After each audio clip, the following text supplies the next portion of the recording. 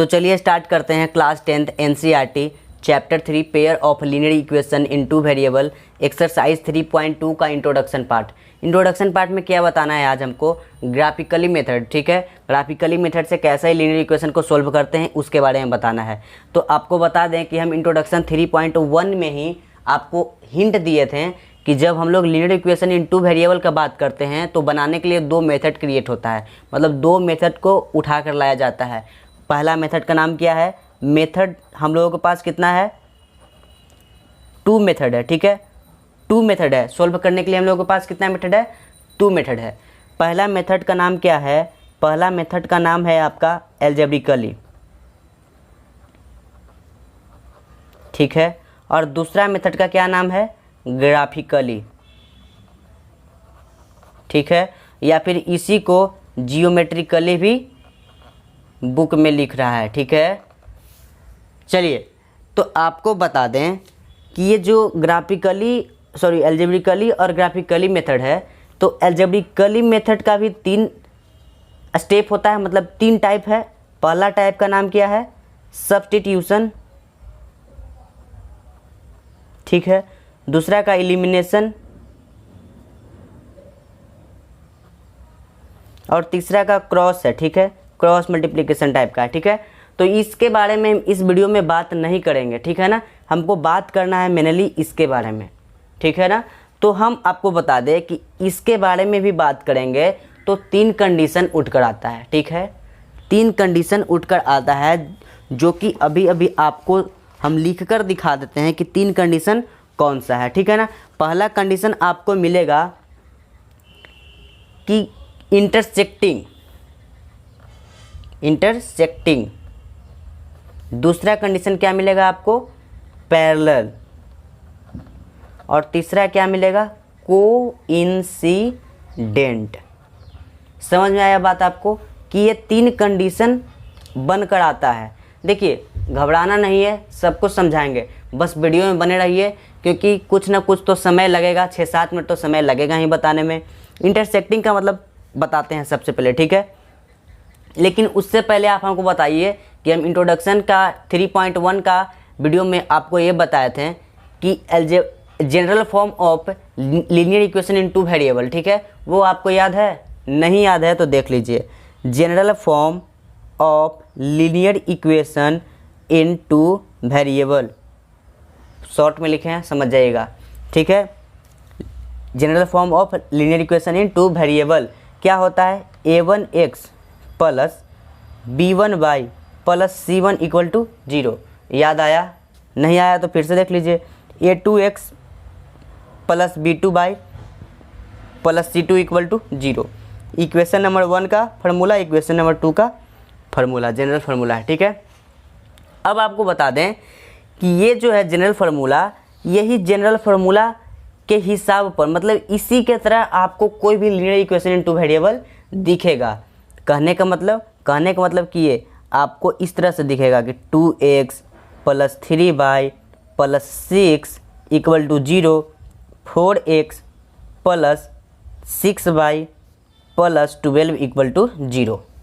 समझ में आया बात। अब देखिए a के जगह पे क्या है, यहाँ पे 2 है, a1 के जगह पे 2 है ना, b1 के जगह पे क्या है आपका दिख रहा है 3, c1 के जगह पे क्या दिख रहा है 6। समझ में आया, मतलब ये इस दोनों को क्या बोलेंगे, इस दोनों को क्या बोलेंगे, कोफिशिएंट। ये कोफिशिएंट x का है और ये कोफिशिएंट y का है। मतलब जो भी वेरिएबल के साथ ये नंबर रहेगा, जो भी वेरिएबल के साथ ये नंबर रहेगा उसका ये क्या है, कोफिशिएंट। तो ये x के साथ है तो इसको 2 का कोफिशिएंट बोलेंगे, और ये y के साथ है तो इसको 3 y का कोफिशिएंट बोलेंगे। ठीक है, ये बात समझ में आया आपको। चलिए, तो a1 के जगह पे क्या दिख रहा है आपको 2, b1 के जगह पे क्या दिख रहा है 3, c1 के जगह पे क्या दिख रहा है 6। अब यहाँ पे देखिए a2 की जगह पे क्या दिख रहा है आपको 4, बगल में x है। चलिए, b2 के जगह पे क्या दिख रहा है 6, बगल में y है। ठीक है, c2 के जगह पे क्या दिख रहा है 12 और 0 0 तो है ही। ये समझ में आया बात आपको। तो ये फॉर्म आपको याद रखना है, और इसी फॉर्म से आप लोगों के पास 3 फार्मूला बन के आएगा। एक फार्मूला इसका, एक फार्मूला इसका, एक फार्मूला इसका। मतलब ये तीनों का एक एक फार्मूला होगा, और आप फार्मूला देखते ही बता देंगे कि इसका ग्राफ इंटरसेक्टिंग होगा कि पैरेलल होगा कि कोइंसिडेंट होगा। फार्मूला क्या है? फार्मूला ये है कि A1/A2 is not equal to B1/B2। तो ये इसका क्या होगा कि ये इंटरसेक्टिंग है। कहने का मतलब कि अगर कोई इक्वेशन दिया गया है, ठीक है, जैसे मान लेते हैं कि कोई इक्वेशन है कैसा, इस प्रकार से 7x + 6y + 9 = 0 और 9x + 12y, देखिए 12y प्लस यहाँ पे कुछ भी ले लेते हैं 15 ले लेते हैं, 15 = 0। समझ में आया? तो देखिए A1 के जगह पे क्या आपको दिख रहा है 7 और A2 के जगह पे क्या दिख रहा है 9 इक्वल टू लगा दीजिए। B1 के जगह पे क्या दिख रहा है आपको 6, B1 के जगह पे क्या दिखा 6, B2 के जगह पे क्या दिखा 12 को लिख दीजिए। अब देखिए कि क्या ये दोनों इक्वल है, 7/9 और 6/12 इक्वल है? नहीं है, तो यहाँ पे काट दीजिए, इज़ नॉट इक्वल टू, ठीक है। और देख लीजिए कि इसके फॉर्म में है कि नहीं, A1/A2, सॉरी यहाँ पे A2, A1/A2 कोफिशिएंट लिखे ना, A1/A2 यहाँ से देखकर अभी लिखे ना, और B1/B2 लिख दिए हैं, ठीक है। इसका ये फार्मूला है और इस फॉर्म का भी ये भी है, क्वेश्चन से लिखें तो इसका ये इसी फॉर्म का है ना। तो इसको बोलेंगे इंटरसेक्टिंग। जैसे ही ये फार्मूला हम लोगों को माइंड में गया, हम लोग ये देखें और जैसे ही बता दिए कि जैसे ही इसका हम जब ग्राफ बनाएंगे ना तो इंटरसेक्टिंग ग्राफ बन जाएगा। मतलब कि इसका ग्राफ इस प्रकार से ये दोनों लाइन ऐसे कट करेगा कहीं पे एक पॉइंट पे। जब इसका एक पॉइंट पे ग्राफ कट करेगा तो इसका सोल्यूशन कितना होगा, सोल्यूशन 1 सोल्यूशन होगा। 1 कहने का मतलब कि 1 नहीं, कोई एक, मतलब x का वैल्यू कुछ भी आ सकता है। यहाँ पे x का वैल्यू 12 आ सकता है, ठीक है, तो यहाँ भी 12 होगा। x का वैल्यू अगर यहाँ 12 हुआ तो यहाँ भी 12 होगा। y का वैल्यू अगर कुछ भी आएगा तो कोई एक ही बार आएगा। ऐसा नहीं कि एक बार y का वैल्यू 15 आ गया, दूसरा बार आप निकालेंगे तो 16 आ जाएगा, ऐसा नहीं। एक बार 15 आया तो दूसरा बार भी 15 ही आएगा। 1 सोल्यूशन कहने का मतलब ये हुआ, ठीक है। और जब 1 सोल्यूशन होता है तो इसको बोलते हैं कि कंसिस्टिंग, ठीक है, कंसिस्टेंट, ठीक है ना, कंसिस्टेंट मतलब कि सॉल्यूशन कंसिस्ट कर रहा है। अगर सॉल्यूशन कंसिस्ट नहीं करता तो बोलते हैं इनकंसिस्टेंट, लेकिन जब इंटरसेक्टिंग होता है ना तो उसको बोलते हैं कंसिस्टेंट। अब देखिए प्रॉपर्टी लिख देते हैं, ठीक है, ये याद करना बहुत ज़रूरी है। 3 कंडीशन आता है, A1/A2 is not equal to B1/B2। जब ये कंडीशन आएगा आपके सामने तो आप इसको बोलेंगे, रिजल्ट में आपके माइंड में घूमना चाहिए, क्या घूमना चाहिए कि इसका 1 सॉल्यूशन होगा, ठीक है, या फिर इसी को आप बोल सकते हैं कि यूनिक सॉल्यूशन होगा, ठीक है ना, यूनिक सॉल्यूशन। चलिए अब इसको क्या बोल सकते हैं आप कि इंटरसेक्टिंग होगा, ठीक है ना, इसका लाइन इंटरसेक्ट करेगा। इंटरसेक्ट करने का मतलब कि किसी एक पॉइंट पे आपका इसका लाइन इंटरसेक्ट करेगा। समझ में आया बात आपको? अब दूसरा का क्या, तीसरा क्या बोलेंगे, तीसरा है कंसिस्टेंट। ये 3 रिजल्ट आपको याद रखना है जो कि बहुत काम का है, आपको इस रिजल्ट को याद रखना है। चलिए अब सेकंड बात करते हैं पैरेलल लाइन के बारे में। पैरेलल लाइन कब आएगा, A1/A2 equal to B1/B2 is not equal to C1/C2।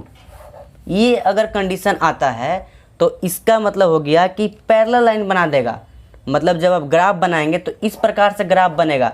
Graph इसका मेरे पास है, एक्सरसाइज 3.1 में हम बनाए थे, देखिए है जो हम दिखा देंगे। ये देखिए ग्राफ बन रहा है ना, मतलब ये पैरेलल जा रहा है, इस प्रकार से ग्राफ बनेगा। समझ में आया? और जो हम आपको पहला ही बताएं कि ये लाइन इंटरसेक्ट करेगा, अगर लाइन इंटरसेक्ट करने का मतलब क्या कि ये जो लाइन है ना, जो कोई एक पॉइंट पे ऐसे कट कर जाता है, मतलब ऐसे ऐसे, ठीक है, इस तरह से कहीं कट करता, लेकिन जो कट नहीं किया ये तो पैरेलल किया है। तो पैरेलल किस कंडीशन में करेगा, इस कंडीशन में कि जब A1/A2 equal to B1/B2 is not equal to C1/C2 के इक्वल होगा तो दोनों इक्वेशन का लाइन क्या करेगा, पैरेलल चला जाएगा। समझ में आया बात? तो यहाँ पे एग्जाम्पल दे दे क्या, चलिए दे देते हैं, एग्जाम्पल ले लेते हैं। 2x + 3y + 7 = 0। यहाँ पे क्या ले लेते हैं, 4x + 6y + 9 = 0। अब देखिए यहाँ पे A1 के जगह पे क्या है, 2 है, A2 के जगह पे क्या है, 4 है, इक्वल टू लगाना है, ठीक है। B1 के जगह पे क्या है, 3 है और C1 के B2 के जगह पे क्या है, B1 के जगह पे 3 है, तो B2 की जगह पे क्या है 6 है, 6 लीजिए। इक्वल टू लगाना है, C1 के जगह पे क्या है 7 है, C2 की जगह पे क्या है 9 है। हम इक्वल टू क्यों लगा रहे हैं, इक्वल टू हम इसलिए लगा रहे हैं क्योंकि हमको बाद में देखना है ना कि ये इक्वल हो रहा है कि नहीं हो रहा है। तो अब देखिए 1 2/4 और 3/6 इक्वल तो नहीं है, इक्वल है कैसे, इसको 1 इसको 2 लिख सकते हैं, हाँ लिख सकते हैं, इसको 1 इसको 2 लिख सकते हैं, हाँ लिख सकते हैं, मतलब 1/2 इक्वल टू 1/2 इक्वल टू 7/9। तो देखिए ये दोनों तो इक्वल है, लेकिन ये इक्वल है नहीं है, तो इसको ऐसे लिख दीजिए और यहाँ भी काट दीजिए, ठीक है। समझ में आया बात। तो आप देख रहे हैं क्या कि A1/A2 equal to B1/B2 is not equal to C1/C2 के इक्वल आ रहा है। मतलब ये दोनों फोटो आपको सेम दिख रहा है, ये फोटो और ये फोटो आपको सेम दिखा, मतलब ये तो फार्मूला था, लेकिन ये फार्मूला पर ये पुट हो पा रहा है कि नहीं, मतलब 2 कॉपी बैठ जा रहा है कि नहीं, बैठ जा रहा है। तो मतलब इस कंडीशन में क्या बोलेंगे कि इस दोनों इक्वेशन का, इसका भी एक लाइन बनेगा ना ग्राफ, जैसे ये ग्राफ बनाए हैं तो ये किसी एक इक्वेशन का है। देखिए इक्वेशन नंबर 1 का ये ग्राफ है, ठीक है, और इक्वेशन नंबर 2 का ये ग्राफ है। समझ में आया बात आपको। तो हर एक इक्वेशन का एक लाइन बनता है। तो इस इक्वेशन का, इक्वेशन नंबर 1 का ये लाइन बना, इक्वेशन नंबर 2 का ये लाइन बना। तो जब आप 2 इक्वेशन मिलता है हम लोग को, पेयर ऑफ लीनियर इक्वेशन में 2 इक्वेशन मिलता है ना, एक इक्वेशन और 2 इक्वेशन, तो इस दोनों का भी कहीं ना कहीं तो लाइन बनेगा, एक लाइन बनेगा। तो उसका लाइन किस प्रकार बनेगा, इस प्रकार बनेगा, पैरेलल बनेगा, मतलब एक दूसरे से पैरेलल होगा, मतलब डिस्टेंस आपस में इक्वल होगा। मतलब ये दोनों का भी डिस्टेंस आप जहाँ नापेंगे ना वहाँ सेम ही मिलेगा आपको, ठीक है। ये बात समझ में आया आपको। तो इस कंडीशन में क्या बोलते हैं कि इसका लाइन कैसा बनेगा, पैरेलल बनेगा। तो इसका भी रिजल्ट है ना, हाँ इसका भी रिजल्ट है, इसका भी 3 रिजल्ट है, याद रखिए।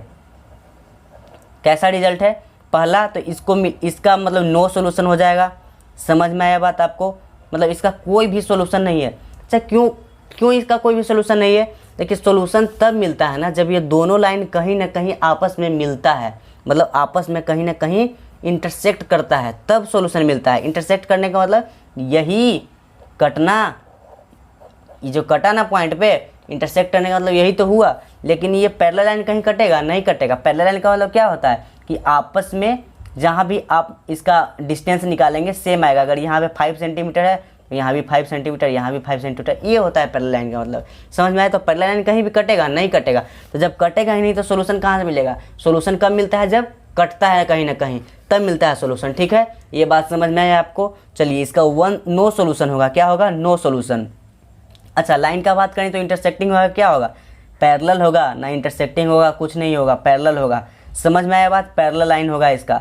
अच्छा ये कंसिस्टेंट होगा कि इनकंसिस्टेंट होगा, अभी तो बताएं कि कंसिस्टेंट तब होगा जब इक्वेशन में सॉल्यूशन पाया जाएगा। मतलब इस इक्वेशन का अगर सॉल्यूशन हम लोगों को मिल जाता है तो उसको बोलते हैं कि ये कंसिस्टेंट है। लेकिन सॉल्यूशन अगर नहीं मिलता है तो बोलेंगे कि इनकंसिस्टेंट है। तो यहाँ पे क्या होगा, इनकंसिस्टेंट। समझ में आया बात आपको। तो एक कंडीशन और बच गया है। एक कंडीशन क्या है, कोइंसिडेंट, ठीक है। कोइंसिडेंट का मतलब क्या हुआ, कोइंसिडेंट का मतलब हुआ ना कि एक पर एक मतलब ओवरलैप मतलब कि ऐसे ये ग्राफ जो हम आपको दिखा रहे हैं, ये ग्राफ, ये एक इक्वेशन नंबर 1 का ग्राफ है, ठीक है। इक्वेशन नंबर 1 का ग्राफ है, देखिए इक्वेशन नंबर 1 का ग्राफ है, ये इक्वेशन नंबर 2 का ग्राफ है। देख ओवरलैप का मतलब हुआ कि ये इक्वेशन नंबर 2 का ग्राफ है ना, ये इक्वेशन नंबर 1 का ग्राफ पर ही आ जाए, ठीक है। ये लाइन भी इसी पे आ जाए तो ये ओवरलैप हो गया, मतलब कोइंसिडेंट हो गया। या इक्वेशन नंबर 2 के ग्राफ पे इक्वेशन नंबर 1 का ग्राफ आ जाए, मतलब कि अगर हम कोई ग्राफ बनाते हैं, सपोज ये ग्राफ बनाए, ठीक है, और एक ही लाइन बना, मतलब एक इक्वेशन का बनाया तो ये लाइन बना और दूसरा का भी बनाया तो यही लाइन बन गया। समझ में आया बात आपको, मतलब 2 लाइन एक ही पॉइंट से गुजरा हुआ मिल जाए। समझ में आया बात, इसको बोलेंगे कोइंसिडेंट। समझ में आया आपको क्या बोलना चाह रहे हैं हम। तो इसका क्या फार्मूला है, इसका भी कोई फार्मूला है, हाँ है ना। कौन सा फार्मूला है, इसका फार्मूला है A1/A2 equal to B1/B2 equal to C1/C2। ये फार्मूला है, मतलब आपस में सब कोई इक्वल होगा। समझ में आया बात आपको। तो इसका भी कोई एग्जाम्पल दे दे क्या, चलिए दे ही देते हैं। कैसे लिखेंगे, कोई 2 का पहाड़ा पढ़ दीजिए, 2x, ठीक है। यहाँ पे क्या लिख देते हैं 6x, यहाँ पे क्या लिख देते हैं 6x नहीं, यहाँ 4 लिखते हैं 4x, यहाँ पे 6 लिखते हैं इक्वल टू 0। यहाँ पे भी क्या लिख दें, यहाँ पे लिख दीजिए आप 4x तो 1/2 आएगा। यहाँ पे 4 का पहाड़ा पढ़ देते हैं 8x, तो यहाँ भी 1/2 आ जाएगा। यहाँ पे क्या पढ़ दें, यहाँ पे 12 करना पड़ेगा, ठीक है। 4 का 4 चरने चरते 12, समझ में आया बात। तो अब कैसे पता चलेगा कि ये इस पे मैच कर रहा है, करके दिखा देते हैं। कैसे, a1 के जगह पे क्या है 2 है, ठीक है। a1 के जगह पे क्या है 2 है, a2 की जगह पे क्या है 4 है, 4 लिख देते हैं, इक्वल टू लगा देना है। b1 के जगह पे क्या है 4 है, 4 लिख दिए। b2 के जगह पे क्या है 8 है, इक्वल टू का साइन लगाइए। c1 के जगह पे क्या है 6 है, c2 की जगह पे क्या है 12 है ना। चलिए अब देखिए सेम है, सेम तो नहीं है, सेम है ना। कैसे सेम है, इसको जब हम कैंसिल करेंगे तो 1/2, 4 दूनी का 8, 1/2, 6 दूनी का 12, 1/2, मतलब 1/2 इक्वल टू 1/2 इक्वल टू 1/2। देख पा रहे हैं आप, मतलब सब कुछ इक्वल है आपस में। a1/a2 equal to b1/b2 equal to c1/c2, ये सब कुछ इक्वल है।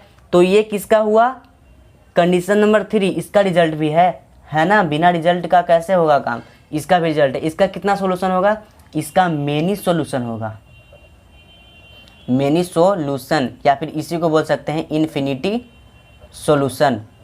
समझ में आया बात आपको, इन्फिनिटी सोल्यूशन याद रखना है। ये जो तीनों कंडीशन जो बताएं हम, इसको याद रखना है। ये याद किए बिना आपसे एक्सरसाइज 3.2 बनने का भी उम्मीद नहीं रखेगा, ठीक है। तो इसलिए आप इसको याद रखिएगा, ठीक है ना। किसी भी प्रकार से याद रख लीजिए, 2 बार आप इसको लिख कर ट्राई करेंगे, ऑटोमेटिक याद हो जाएगा, ठीक है ना। चलिए इन्फिनिटी सोल्यूशन होगा। और बात करते हैं कि इसका लाइन कैसा होगा। इसका लाइन होगा कोइंसिडेंट। कोइंसिडेंट मतलब एक पर ही एक। जो ये हम ग्राफ दिखा रहे हैं आपको, ये 2 लाइन का ग्राफ दिख रहा है, ये दूसरा लाइन भी इसी लाइन पे होता ना, मतलब ये ग्राफ कोई एक ही लाइन बनता। समझ में आया बात, मतलब एक ही लाइन बनता दोनों इक्वेशन का। ये 2 इक्वेशन जो दिख रहा है इसका एक ही लाइन बनता, तब ये कहलाता क्या, ये कहलाता कि आपका कोइंसिडेंट लाइन है, मतलब ग्राफ का कोइंसिडेंट लाइन है। सब कुछ बनाकर दिखाएंगे लेकिन एक्सरसाइज में, ठीक है, क्योंकि एक ही चीज़ को बार बार रिपीट करने नहीं चाहते हैं, ठीक है ना। तो एक्सरसाइज में इसका क्वेश्चन है, क्वेश्चन में आपको ग्राफ बनाकर दिखाएंगे। आप विश्वास रखिए, बस ये इंट्रोडक्शन पार्ट आराम से देखिए, और अगले बार से हम बस एग्जाम्पल में जैसे ही जंप करेंगे आपको एग्जाम्पल मिलता रहेगा, और हम एग्जाम्पल को बताएंगे भी कि ये किसका एग्जाम्पल है, ठीक है। कोइंसिडेंट हुआ, समझ में आया बात आपको। चलिए कोइंसिडेंट मतलब कि एक ही लाइन पे एक और लाइन गुजर जाना, मतलब दोनों इक्वेशन का एक ही लाइन बनना, ये बात समझ में आया। और अगर कंसिस्टेंट होगा कि इनकंसिस्टेंट होगा, तो बोलेंगे कंसिस्टेंट होगा। कंसिस्टेंट, कंसिस्टेंट मतलब, कंसिस्टेंट मतलब कि जिसका क्या बोलते हैं कि जिसका सॉल्यूशन फाउंड, मतलब कि इक्वेशन में कोई भी सॉल्यूशन हम लोगों को मिल जाए। तो इसका इक्वेशन कहाँ, इसका सॉल्यूशन कहाँ मिला, सॉल्यूशन मिलता है उसको क्या बोलते हैं कंसिस्टेंट। जिसका इक्वेशन नहीं, जिसका सॉल्यूशन नहीं मिलता उसको क्या बोलते हैं इनकंसिस्टेंट। तो हम लोगों को 3 कंडीशन मिला ग्राफिकली में, ग्राफिकली मेथड में हम लोगों को 3 कंडीशन मिला। पहला क्या कि a1/a2 equal to b1 is not equal to b1/b2, ये कंडीशन मिला। पहला कंडीशन हम लोगों को क्या मिला, ये वाला मिला, समझ में आया। दूसरा कंडीशन में क्या मिला, तो इसमें हम लोग देखें कि एक सोल्यूशन होता है, क्या होता है, एक सोल्यूशन होता है, इंटरसेक्टिंग करता है, मतलब एक पॉइंट पे इंटरसेक्ट करता है दोनों ग्राफ का लाइन, समझ में आया। तो जब इंटरसेक्ट करता है तो इसका मतलब किसका सोल्यूशन मिलेगा। सोल्यूशन कब मिलता है, जब लाइन इंटरसेक्ट करता है, दो लाइन आपस में इंटरसेक्ट करता है तो सोल्यूशन मिलता है। मतलब इस प्रकार से आपको कहीं ना कहीं कट करता हुआ लाइन मिलेगा। तो इसको बोलेंगे कि जब एक लाइन पे कट किया, एक पॉइंट पे कट किया, तो क्या बोलेंगे कि 1 सोल्यूशन मिला। क्या बोलेंगे कि 1 सोल्यूशन मिला। तो यहाँ पे देखिए, यहाँ पे क्या हुआ कि हम देख रहे हैं कि एक ही लाइन पे एक लाइन और गुजर गया, एक ही लाइन पे एक लाइन और गुजर गया, मतलब ये तो बार बार कट ही रहा है ना, बार बार इंटरसेक्ट कर रहा है, मतलब बार बार इंटरसेक्ट कर रहा है। तो हम गिन नहीं पा रहे हैं कि कितना बार ये इंटरसेक्ट किया, इसलिए इसको बोलेंगे कि ये इसका इन्फिनिटी सोल्यूशन मिलेगा। मतलब इसको हम नहीं गिन सकते हैं कि कितना सोल्यूशन इस ग्राफ का है। तो जब ग्राफ का सोल्यूशन मिल गया तो कंसिस्टेंट होगा कि इनकंसिस्टेंट होगा, कंसिस्टेंट होगा, समझ में आया बात, ठीक है। अब कोइंसिडेंट इसको बोलेंगे कि इसका लाइन क्या है, कोइंसिडेंट है। अब कंडीशन नंबर 2 क्या था कि a1/a2 equal to b1/b2 is not equal to c1/c2। तो इसका क्या बोलेंगे, इसका रिजल्ट, इसका नो सोल्यूशन मिलेगा। नो सोल्यूशन मतलब कि इसका लाइन जब पैरेलल हो जाएगा तो सोल्यूशन कहाँ से मिलेगा, पैरेलल हो जाएगा तो सोल्यूशन क्यों नहीं मिलेगा, क्योंकि सोल्यूशन तब मिलता है जब दो लाइन आपस में इंटरसेक्ट करता है तब मिलता है। बात समझ में आया? तो बस आज की वीडियो में इतना ही। अगर वीडियो अच्छा लगा तो प्लीज़ आप मेरे वीडियो को लाइक कीजिएगा और चैनल को सब्सक्राइब भी कर सकते हैं, और इसी प्रकार से वीडियो आप देख सकते हैं, आपको हर चैप्टर का प्लेलिस्ट मिल जाएगा। ठीक है, तो थैंक यू। अगर वीडियो पसंद आता है तो दोस्तों में भी शेयर कीजिएगा।